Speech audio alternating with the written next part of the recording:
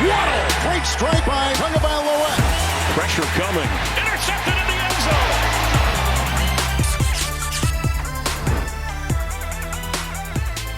What's going on, Dolphins? Welcome to a fresh episode of Dolphins Today from the Baptist Health Studios in Miami Gardens. I'm Kimberly Bell, a.k.a. Kimmy B. Now, last week, the Dolphins made a splash in the free agency market, signing 8 new players to contracts with the team. We were able to catch up with each of them to pick their brains about who they are and some of their favorite things. Something that's kept me motivated is knowing that my time was coming. I just had to be ready for when it happened, and I was, and now I'm just getting ready for the next one. Something that always makes me laugh is definitely my youngest kid. He definitely is one person that I always laugh at. I write myself like a cue card, write me some reminders. And my favorite is no matter what, Theo is proud of you. Theo is my son. Some of my hobbies, I went to school as a hobby, to be quite frank. I just finished my master's Sunday.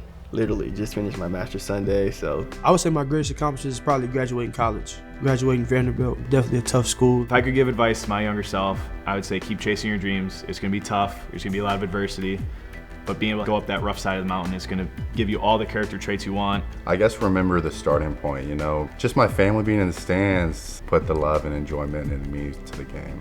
Small kid coming from Harrisburg, no big time offers, no FBS offers. Blessed to be here and just, again, overcome with joy.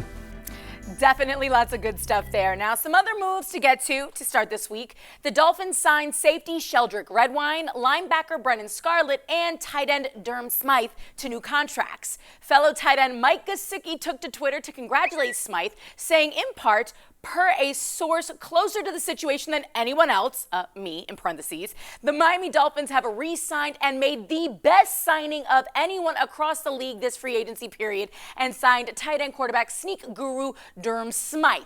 Clearly, Gesicki is excited to have Smythe in Miami for the 2022 season. Now, if you've ever wondered how teams make their draft picks, we're going to pivot to the scouting world, giving you some behind-the-scenes access into what the pre-draft process looks like. With the 5th pick in the 2020 NFL Draft, the Miami Dolphins select Tua Tagovailoa.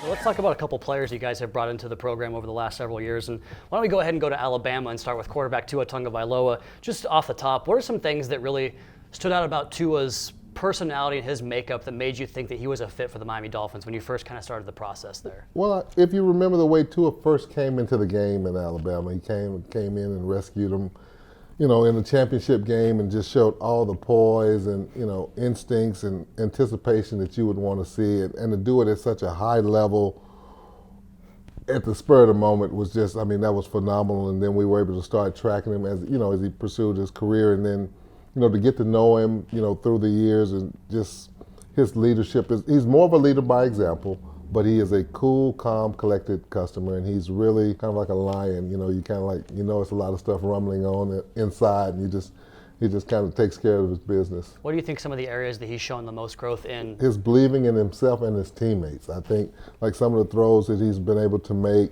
with, like I say, with his anticipation and accuracy, I think the guys, when they feel like they're going to be open, they know he can get them the ball. Where have you seen him really grow in terms of on the football field over his 2 years here? Well, I think learning the command of the offense. Obviously coming from college where the offenses are not as complex as they are in the NFL, I think him learning and progressing in reads and, what guys are going to be in a specific area and knowing who he can go to, I think he's learning those things. With the 6th pick in the 2021 NFL Draft, the Miami Dolphins select Jalen Waddle, wide receiver, Alabama. One of the guys that he went to a lot last year was rookie receiver Jalen Waddle, also at Alabama, former teammate there. When you got a chance to go through this process with Jalen Waddle, what made him stand out among all the other receivers in that class? Oh, his energy. I remember Chris Greer and I both were at his pro day, and I was able to meet him. And he was just a ball of fire, just energy, and then to see the explosiveness that he had on the field, that he carried that personality to match, and just, you just like, this guy's going to be something. It matches the personality of the way he plays. It's uncanny that way. So you first noticed the energy with him and the speed on the football field. I guess that's kind of a personality character trait too, but is there something else that you guys kind of uncovered about him? Because we know the high energy and the fun-loving kid, but what about from a work standpoint or just something about him that stood out other than this energy? is general toughness. I don't know if people remember, he got hurt his senior year, and he worked to come back to play in a championship game, and he was limping, but that's how much a competitor that he was, and it showed the toughness that he wanted to be out there with his teammates. And he's not the biggest guy in the world, but for him to be out there mixing it up with those guys after having that kind of injury just showed the kind of competitor that he is. Well, that was definitely cool, like a little behind-the-scenes insight from team analyst Travis Wingfield and assistant general manager Marvin Allen at the most recent NFL Combine, breaking down some offensive weapons. Definitely something you'll only get here on Dolphins Today. Now, Travis also spent some time with new Dolphins fullback Alec Ingold, who is more than excited to be joining the franchise. I mean, it had to start with football, right? Coach McDaniels, Frank Smith, the whole running back staff, the everything about this offensive staff, the special teams was exciting. Being a part of this organization, the legacy, the history, I mean, you can make a whole list about it, right? So it starts and it really finishes with football, right?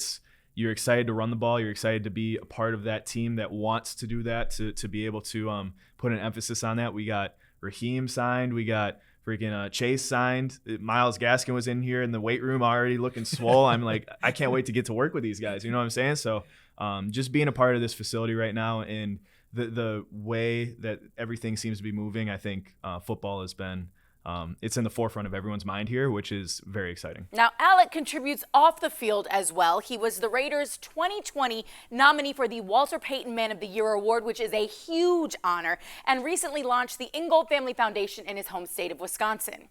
Now, believe it or not, that's a wrap for Dolphins Today. As always, we appreciate you tuning in. Keep an eye on all the Dolphins social media channels for the latest team updates as free agency rolls on. Have a great day, and we'll see you on Friday.